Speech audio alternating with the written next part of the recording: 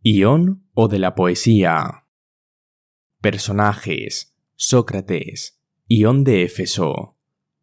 Júpiter te salve, Ión. ¿De dónde vienes hoy? ¿De tu casa de Éfeso? Nada de eso, Sócrates. Vengo de Pirauro y de los juegos de Esculapio. Los de Pirauro han instituido en honor de su dios un combate de rapsodistas. Así es, y de todas las demás partes de la música. Y bien, ¿has disputado el premio? ¿Cómo has salido? He conseguido el primer premio, Sócrates. Me alegro y ánimo, porque es preciso tratar de salir vencedor también en las fiestas panateneas. Así lo espero, si Dios quiere. Muchas veces, mi querido Ión, os he tenido envidia los que sois rapsodistas, a causa de vuestra profesión. Es en efecto materia de envidia la ventaja que ofrece el veros aparecer siempre ricamente vestidos en los más espléndidos saraos, y al mismo tiempo el veros precisados hacer un estudio continuo de una multitud de excelentes poetas, principalmente de Homero, el más grande y más divino de todos, y no solo aprender los versos, sino también penetrar su sentido, porque jamás será buen rapsodista el que no tenga conocimiento de las palabras del poeta, puesto que para los que le escuchan es el intérprete del pensamiento de aquel, función que le es imposible desempeñar si no se sabe lo que el poeta ha querido decir. Y todo esto es muy de envidiar. Dices verdad, Sócrates. Es la parte de mi arte que me ha costado más trabajo, pero me lisonjeo de explicar a Homero mejor que nadie. Ni Metrodoro de Lampsaco, ni Estesimbroto de Taso, ni Glaucón, ni ninguno de cuantos han existido hasta ahora, está en posición de decir sobre Homero tanto ni cosas tan bellas como yo. Me encanta, Ión, tanto más cuanto que no podrás rehusarme al demostrar tu ciencia. Verdaderamente, Sócrates, merecen bien ser escuchados los comentarios que he sabido dar a Homero, y creo merecer de los partidarios de este poeta el que coloquen sobre mi cabeza una corona de oro. Me congratularé de que se me presente ocasión más adelante para escucharte, pero en este momento solo quiero que me digas si tu habilidad se limita a la inteligencia de Homero o si se extiende igualmente a la de Hesíodo y Arquíloco. De ninguna manera. Yo me he limitado a Homero, y me parece que basta. ¿No hay ciertos asuntos sobre los que Homero y Hesíodo dicen las mismas cosas? Yo pienso que sí, y en muchas ocasiones. ¿Podrías tú explicar mejor lo que dice Homero sobre estos objetos que lo que dice Hesíodo? Los explicaría perfectamente en todos aquellos puntos en que hablan de las mismas cosas. ¿Y en aquellos que no dicen las mismas cosas? Por ejemplo, Homero y Hesíodo no hablan del arte divinatorio. Seguramente. ¿Y qué? ¿Estarás tú en estado de explicar mejor que un buen adivino lo que estos dos poetas han dicho de una manera igual o de una manera diferente sobre el arte divinatorio? No. Pero si fueses adivino, ¿no es cierto que si podías explicar los pasajes en que están de acuerdo, en igual forma podrías explicar aquellos en que están en desacuerdo? Eso es evidente. ¿Por qué razón estás versado en las obras de Homero y no lo estás en las de Hesíodo ni en las de los demás poetas? ¿Homero trata de distintos objetos que todos los demás poetas? ¿No habla principalmente de la guerra, de las relaciones que tienen entre sí los hombres, sean buenos o malos, sean particulares u hombres públicos, de la manera que los hombres conversan entre sí con los hombres, de lo que pasa en el cielo y en los infiernos, de la genealogía de los dioses y de los héroes? ¿No es esta la materia que constituye las poesías de Homero? Tienes razón, Sócrates. ¿Pero qué? ¿Los demás poetas no tratan las mismas cosas? Sí, Sócrates, pero no como Homero. ¿Por qué? ¿Hablan peor? Sin comparación. ¿Y Homero habla mejor? Sí, ciertamente. Pero, mi querido Ión, cuando muchas personas hablan sobre números y una entre ellas habla excelentemente, ¿no reconocerá alguno de los demás que efectivamente habla bien? Sin contradicción. ¿Y esa misma persona será la que reconozca a los que hablan mal o será otra distinta? La misma seguramente. ¿Y esa persona no será la que sabe el arte de contar? Sí. Y cuando muchas personas hablan de alimentos buenos para la salud y hay entre ellas una que habla perfectamente, ¿serán dos personas diferentes las que distingan la una al que habla bien y la otra la que habla mal? ¿O bien ser una misma persona? Es claro que será la misma. ¿Quién es? ¿Cómo se llama?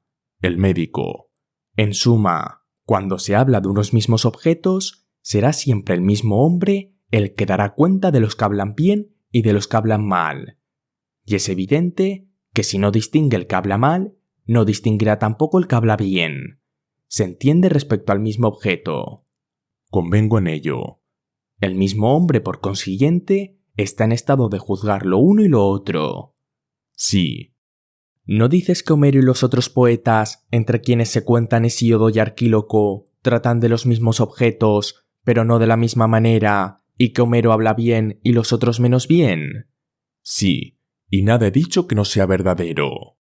Si pues conoces tú al que habla bien, debes conocer igualmente a los que hablan mal. Así parece.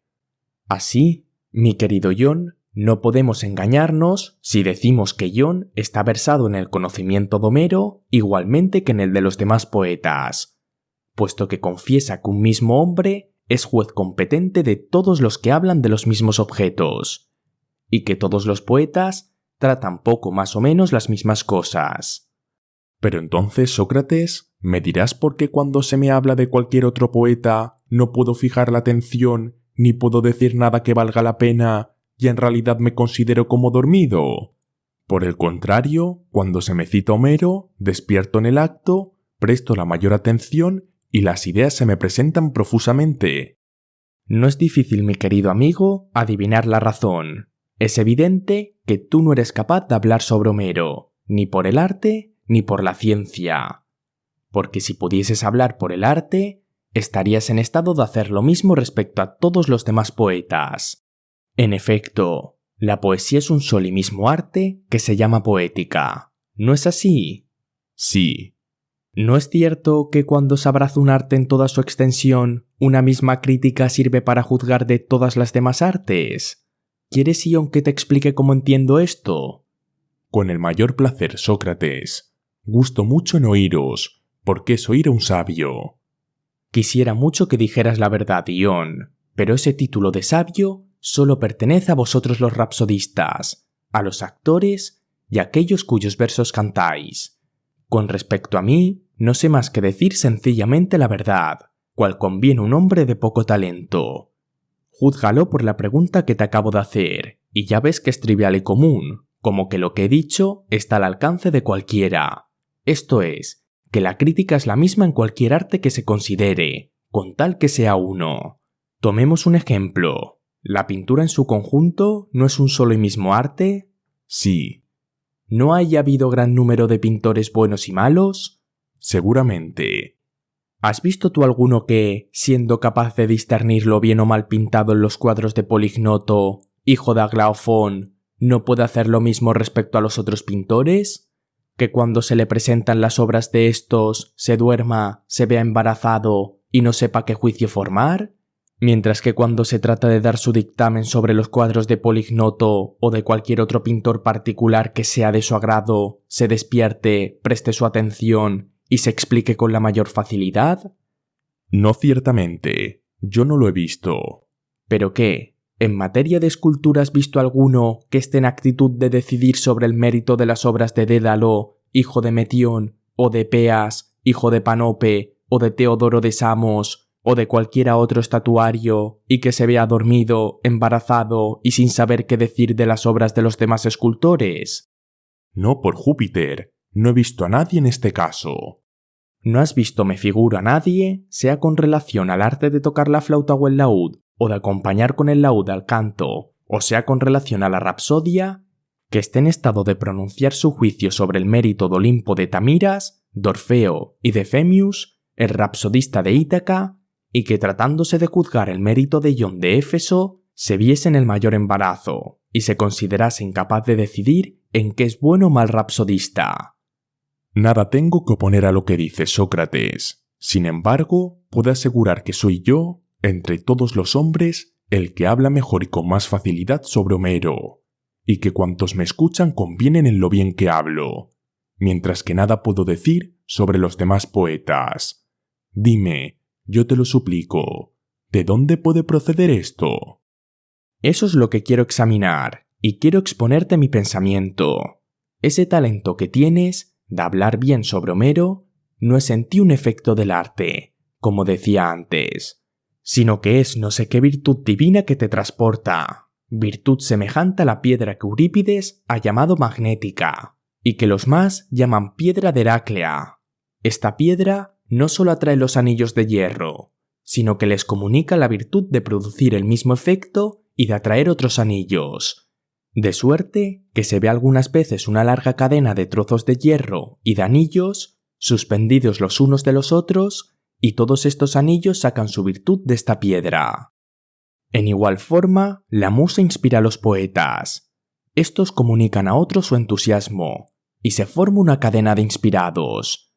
No es mediante el arte, sino por el entusiasmo y la inspiración que los buenos poetas épicos componen sus bellos poemas. Lo mismo sucede con los poetas líricos, semejantes a los coribantes, que no danzan sino cuando están fuera de sí mismos. Los poetas no están con la sangre fría cuando componen sus preciosas odas, sino que desde el momento en que toman el tono de la armonía y el ritmo, entran en furor y se ven arrastrados por un entusiasmo igual al de las bacantes, que en sus movimientos y embriaguez sacan de los ricos leche y miel, y cesan de sacarles en el momento en que cesa su delirio.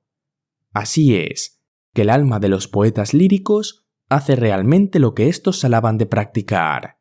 Nos dicen que, semejantes a las abejas, vuelan aquí y allá por los jardines y vergeles de las musas, y que recogen y extraen de las fuentes de miel los versos que nos cantan. En esto dicen la verdad, porque el poeta es un ser alado, ligero y sagrado, incapaz de producir mientras el entusiasmo no la arrastra y la hace salir de sí mismo.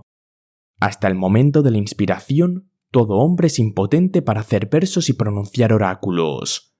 Como los poetas no componen merced al arte, sino por una inspiración divina, y dicen sobre los diversos objetos muchas cosas y muy bellas, tales como las que tú dices sobre Homero, cada uno de ellos solo puede sobresalir en la clase de composición a que la arrastra la musa.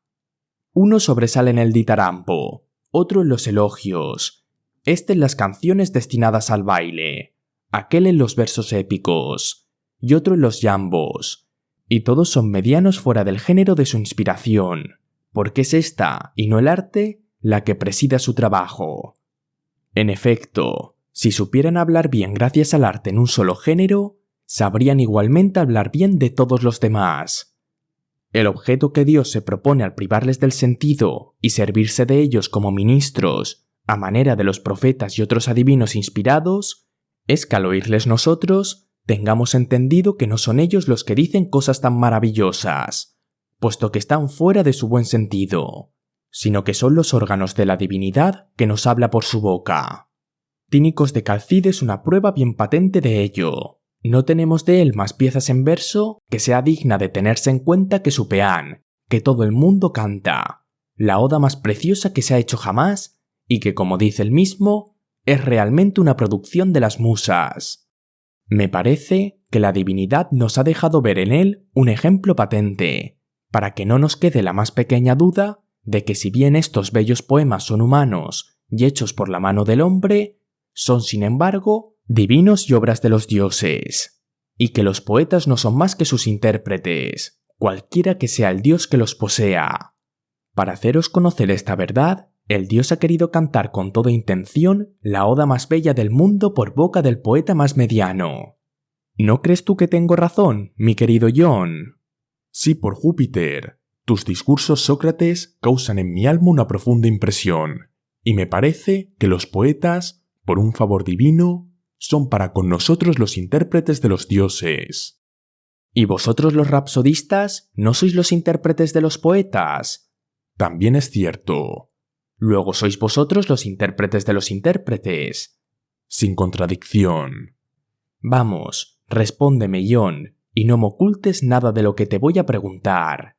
Cuando recitas como conviene ciertos versos heroicos y conmueves el alma de los espectadores, ya cantando Ulises en el momento que lanzándose al umbral de su palacio, se da a conocer a los amantes de Penélope y derrama a sus pies a una multitud de flechas, o ya Aquiles arrojándose sobre Héctor, o cualquier otro pasaje conmovedor de Andrómaca, de Hécuba o de Príamo, ¿te dominas o estás fuera de ti mismo? Llena tu alma de entusiasmo. ¿No te imaginas estar presente a las acciones que recitas y que te encuentras en Ítaca o delante de Troya, en una palabra, en el lugar mismo donde pasa la escena? La prueba que me pones a la vista es patente, Sócrates, porque si he de hablarte con franqueza, te aseguro que cuando declamo algún pasaje poético, mis ojos se llenan de lágrimas, y que cuando recito algún trozo terrible o violento, se me erizan los cabellos y palpita mi corazón. ¿Pero qué, Ión? ¿Diremos que un hombre está en su sano juicio cuando vestido con un traje de diversos colores y llevando una corona de oro, llora en medio de los sacrificios y de las fiestas, aunque no haya perdido ninguno de sus adornos? ¿O cuando en compañía de más de 20.000 amigos se le ve sobrecogido de terror, a pesar de no despojarle ni hacerle a nadie ningún daño? No ciertamente, Sócrates, puesto que es preciso decirte la verdad. ¿Sabes tú si transmitís los mismos sentimientos al alma de vuestros espectadores? Lo sé muy bien. Desde la tribuna donde estoy colocado, los veo habitualmente llorar, dirigir miradas amenazadoras y temblar como yo con la narración de lo que oyen. Y necesito estar muy atento a los movimientos que en ellos se producen, porque si los hago llorar, yo me reiré y cogeré el dinero, mientras que si los hago reír, yo lloraré y perderé el dinero que esperaba. ¿Ves ahora cómo el espectador es el último de estos anillos que, como yo decía, reciben los unos de los otros la virtud que les comunica la piedra de Heraclea? El rapsodista, tal como tú, el actor, es el anillo intermedio, y el primer anillo es el poeta mismo. Por medio de estos anillos, el dios atrae el alma de los hombres por donde quiere, haciendo pasar su virtud de los unos a los otros. Y lo mismo que sucede con la piedra imán. Está pendiente de él una larga cadena de coristas, de maestros de capilla de submaestros, ligados por los lados a los anillos que van directamente a la musa. Un poeta está ligado a una musa, otro poeta a otra musa, y nosotros decimos a esto estar poseído, dominado, puesto que el poeta no es sui juris, sino que pertenece a la musa. A estos primeros anillos, quiero decir, a los poetas, están ligados otros anillos, los unos a este, los otros a aquel, e influidos todos por diferentes entusiasmos. Unos se sienten poseídos por Orfeo, otros por Museo, la mayor parte por Homero. Tú eres de estos últimos, Ión, y Homero te posee. Cuando se cantan en tu presencia los versos de algún otro poeta, tú te haces el soñoliento, y tu espíritu no te suministra nada. Pero cuando se te recita algún pasaje de este poeta, despiertas en el momento, tu alma entra, por así decirlo, en movimiento y se te ocurre abundantemente de qué hablar. Porque no es en virtud del arte ni de la ciencia el hablar tú de Homero como lo haces, sino por una inspiración y una posesión divinas. Y lo mismo que los coribantes no sienten ninguna otra melodía que la del dios que los posee, ni olvidan las figuras y palabras que corresponden a este aire, sin fijar su atención en todos los demás, de la misma manera tú, Ión, cuando se hace mención de Homero, aparece sumamente afluyente, mientras que permaneces mudo tratándose de los demás poetas. Me preguntas cuál es la causa de esta facilidad de hablar cuando se trata de Homero, y de esta infecundidad cuando se trata de los demás. Y es que el talento que tienes para alabar a Homero no es en ti efecto del arte, sino de una inspiración divina. Muy bien dicho, Sócrates. Sin embargo, sería para mí una sorpresa si tus razones fuesen bastante poderosas para persuadirme de que cuando hago el elogio de Homero, estoy poseído y fuera de mí mismo. Creo que tú mismo no lo creerías, si me oyeses discurrir sobre este poeta. Pues bien, quiero escucharte, pero antes responda a esta pregunta. Entre tantas cosas como Homero trata, ¿sobre cuáles hablas tú bien? Porque sin duda tú no puedes hablar bien sobre todas. Vive seguro, Sócrates, de que no hay una sola de que no esté en estado de hablar bien. Probablemente no de las cosas que tú ignoras y que Homero trata. ¿Cuáles son las cosas que Homero trata y yo ignore?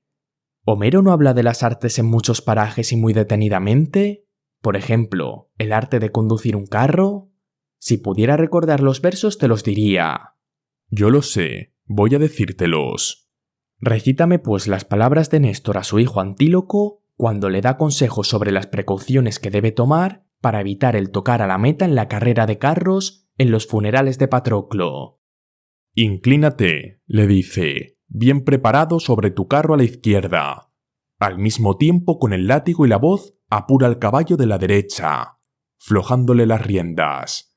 Haz que el caballo de la izquierda se aproxime a la meta, de manera que el cubo de la rueda, hecho con arte, parezca tocar en ella, y que sin embargo evite tropezarla. Basta. ¿Quién juzgará mejor, Ion, si Homero habla bien o mal en estos versos? ¿Un médico o un cochero? El cochero, sin duda. ¿Es porque conoce el arte que corresponde a todas estas cosas o por otra razón? No, sino porque conoce este arte. Dios ha atribuido a cada arte la facultad de juzgar sobre las materias que a cada uno corresponden, porque no juzgamos mediante la medicina las mismas cosas que conocemos por el pilotaje. Verdaderamente no. Ni por el arte de la carpintería lo que conocemos por la medicina. De ninguna manera. ¿No sucede lo mismo con todas las demás artes? Lo que nos es conocido por la una, no nos es conocido por la otra. Pero, antes de responder a esto, dime, ¿no reconoces que las artes difieren unas de otras? Sí. En cuanto puede conjeturarse, digo que una es diferente de otra porque esta es la ciencia de un objeto y aquella de otro. ¿Piensas tú lo mismo? Sí. Porque si fuese la ciencia de los mismos objetos, ¿qué razón tendríamos para hacer diferencia entre un arte y otro arte? Puesto que ambos conducían al conocimiento de las mismas cosas. Por ejemplo, yo sé que estos son 5 dedos, y tú lo sabes como yo. Si yo te preguntase si lo sabemos ambos por la aritmética, o lo sabemos tú por un arte y yo por otro, dirías sin dudar que por un mismo arte, la aritmética. Sí. Responde ahora a la pregunta que estaba a punto de hacerte antes y dime si crees con relación a todas las artes sin excepción que es necesario que el mismo arte nos haga conocer los mismos objetos y otro arte objetos diferentes. Así me parece. Por consiguiente, el que no posee un arte no está en estado de juzgar bien lo que se dice o se hace en virtud de este arte. Dices verdad. Con relación a los versos que acabas de citar, ¿juzgarás tú mejor que el cochero si Homero habla bien o mal? El cochero juzgará mejor. Porque tú eres rapsodista y no eres cochero. Sí. ¿El arte del rapsodista es distinto que el del cochero? Sí. Puesto que es distinto, tiene que ser la ciencia de otros objetos. Sí. ¿Pero qué? Cuando Homero dice que Camedes, concubina de Néstor, dio a Macaón, que estaba herido, un brebaje y se expresa así, lo echó en vino de Pramnea, sobre el que raspó queso de cabra con un cuchillo de metal, y mezcló con ello cebolla para excitar la sed. ¿Pertenece al médico o al rapsodista juzgar si Homero habló bien o mal? A la medicina. Y cuando Homero dice, ella se lanzó en el abismo, como el plomo que, atado al asta de un buey salvaje, se precipita en el fondo de las aguas, llevando la muerte a los peces voraces. ¿Diremos que corresponde al pescador, más bien que al rapsodista, el calificar estos versos y si lo que expresan está bien o mal hecho? Es evidente, Sócrates, que esto corresponde al arte del pescador. Mira ahora si tú me presentarías la cuestión siguiente. Sócrates, puesto que encuentras en Homero los objetos cuyo juicio pertenece a cada uno de estos diferentes artes, busca en igual forma en este poeta los objetos que pertenecen a los adivinos y al arte adivinatorio. Y dime si Homero se ha expresado bien o mal en sus poesías en este punto. Ve ahora con qué facilidad y con qué verdad yo te respondería. Homero habla de estos objetos en muchos pasajes de su Odisea. Por ejemplo, en aquel en que el divino Teoclimenes, nacido de la raza de Melampe, dirige estas palabras a los amantes de Penélope. Desgraciados, cuán horrible suerte os espera. Vuestras cabezas, vuestras fisonomías, vuestros miembros se verán rodeados de tinieblas. Oigo vuestros gemidos incesantes y veo vuestras mejillas anegadas en lágrimas. El vestido y atrio del palacio están llenos de fantasmas que se precipitan al Tártaro en medio de las sombras. El sol ha desaparecido del firmamento y una fatídica nube cubre el universo. Homero en muchos pasajes habla de esta manera, como cuando describe el ataque del campamento de los griegos, donde se leen estos versos. En el momento de ir a salvar el foso, un ave apareció a la izquierda del ejército. Era un águila de remontado vuelo que llevaba en sus garras una enorme serpiente ensangrentada, aún viva y palpitante, que hacía esfuerzos para defenderse. Habiéndola inclinado hacia atrás, hirió cerca del cuello el pecho del águila, obligando a ésta a soltar la causa de la violencia del dolor, y dejándola caer en medio de los soldados. Voló por el espacio, a placer de los vientos, dando terribles quejidos. Estos, te diría, y otros semejantes, son los pasajes cuyo examen y juicio pertenecen al adivino. En eso no dirías más que la verdad. Tu respuesta no es menos verdadera, John. Lo mismo que te he señalado en la Odisea y en la Ilíada, pasajes que pertenecen, unos al adivino, otros al médico, otros al pescador. Desígname tú ahora, John, tú que conoces mejor que yo a Homero, los pasajes que son del resorte de la Rapsodia y que te corresponde examinar y juzgar con preferencia a los demás hombres. Te respondo, Sócrates, que todos son de la competencia del rapsodista. Pero eso no lo decías hace poco. ¿Cómo tienes tan mala memoria? No es propio de un rapsodista ser tan olvidadizo. Pues ¿qué es lo que yo he olvidado? ¿No te acuerdas haber dicho que el arte del rapsodista es distinto que el del cochero? Sí, me acuerdo. ¿No has confesado que, siendo distinto, tiene que conocer de otros objetos? Sí. El arte del rapsodista, según lo que tú dices, no conocerá todas las cosas, como no las conocerá el rapsodista. Quizá es preciso exceptuar esta clase de objetos, Sócrates. Pero tú entiendes por esta clase de objetos todo lo que pertenece a las otras artes. Por consiguiente, ¿qué objetos habrás de conocer tú como rapsodista, puesto que no puedes conocerlos todos? Conoceré, creo yo, los discursos que se ponen en boca del hombre y de la mujer, de los esclavos y de las personas libres, de los que obedecen y de los que mandan. ¿Quieres decir que el rapsodista sabrá mejor que el piloto de qué manera debe hablar el que manda una nave batida por la tempestad? No, para esto será mejor el piloto. ¿El rapsodista sabrá mejor que el médico los discursos de que habrán de valerse los que dirigen enfermos? No, lo confieso. ¿Quieres hablar de los discursos que convienen a un esclavo? Sí. Por ejemplo, ¿pretendes que el rapsodista, y no el vaquero, sabrá lo que es preciso decir para amansar las bestias cuando están irritadas? No. ¿Y sabrá mejor que un trabajador en lana lo tocante a su trabajo? No. ¿Sabrá mejor los discursos de que un general debe valerse para inspirar ánimo a sus soldados? Sí. He aquí lo que el rapsodista debe conocer. ¿Pero qué? ¿El arte del rapsodista es el mismo que el arte de la guerra? Por lo menos, yo sé muy bien cómo debe hablar un general de ejército. Quizá, Ion, estás versado en el arte de mandar la tropa. En efecto, si fueses a la vez buen picador y buen tocador de laúd, distinguirías los caballos que tienen buena o mala marcha. Pero si yo te preguntase mediante qué arte conoces los caballos que marchan bien, si por tu cualidad de picador o por la de tocador de laúd, ¿qué me responderías? Te respondería que como picador. En igual forma, si conocieses los que tocan bien el laúd, ¿no confesarías que este discernimiento lo hacías como tocador de laúd y no como picador? Sí. Pues bien, puesto que entiendes el arte militar, tienes este conocimiento como hombre de guerra o como buen rapsodista. Importa poco a mi parecer en qué concepto. ¿Cómo dices que importa poco? ¿El arte del rapsodista es el mismo a juicio tuyo que el arte de la guerra o son dos artes diferentes? Yo creo que es el mismo arte. ¿De manera que el que es buen rapsodista es también buen general de ejército? Sí, Sócrates. Por esta razón, el que es buen general de ejército es igualmente buen rapsodista. Por la misma razón no lo creo. Por lo menos crees que un excelente rapsodista es igualmente un excelente capitán. Seguramente. ¿Y no eres tú el mejor rapsodista de toda la Grecia? Sin comparación, Sócrates. Por consiguiente tú, Ion, eres el capitán más grande de toda la Grecia. Yo te lo garantizo, Sócrates. He aprendido el oficio en Homero.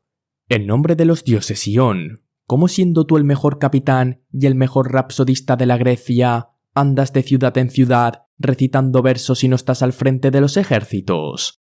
¿Piensas que los griegos tienen gran necesidad de un rapsodista con su corona de oro y que para nada necesitan un general? Nuestra ciudad, Sócrates, está sometida a vuestra dominación. Vosotros mandáis nuestras tropas y no necesitamos de ningún general. En cuanto a vuestra ciudad y a la de Lacedemonia, no me elegirán para conducir sus ejércitos, porque os creéis vosotros con capacidad para hacerlo. Mi querido Ion, ¿no conoces a Polodoro de Cinica? ¿Quién es? El que los atenienses han puesto muchas veces a la cabeza de sus tropas, aunque extranjero, y a Fanóstenes de Andros y Heráclides de Clazomenes, que nuestra república ha elevado al grado de generales y a los primeros puestos a pesar de ser extranjeros, porque han dado pruebas de su mérito. ¿Y no escogerá para mandar sus ejércitos y no colmará de honores a Ion de Éfeso, si le considera digno de ello? Pues qué, vosotros los efesienses no sois atenienses de origen, y Éfeso no es una ciudad que no cede en nada a ninguna otra. Si dices la verdad, Ion, si es el arte y a la ciencia lo que debes tu buena inteligencia de Homero, entonces obras mal conmigo, porque después de haberte alabado por las bellezas que sabes de Homero y haberte prometido que me harías partícipe de ellas, veo ahora que me engañas, porque no solo no me haces partícipe, sino que tampoco quieres decirme cuáles son esos conocimientos en que sobresales, por más que te apurado y semejante a Proteo, giras en todos sentidos, tomas toda clase de formas y para librarte de mí concluyes por transformarte en general, para que yo no pueda ver a qué punto llega tu habilidad en la inteligencia de Homero. Por último, si es al arte al que debes estabilidad y comprometido como estás a mostrármela, faltas a tu palabra, entonces tu procedimiento es injusto. Si por el contrario, no al arte sino a una inspiración divina se debe el que digas tan bellas cosas sobre Homero, por estar tú poseído y sin ninguna ciencia, como te dije antes, en este caso no tengo motivo para quejarme de ti. Por lo tanto, mira si quieres pasar a mis ojos por un hombre injusto o por un hombre divino. La diferencia es grande, Sócrates. Es mucho mejor pasar por un hombre divino. En este caso, Ion, te conferimos precioso título de celebrar a Homero por inspiración divina y no en virtud del arte.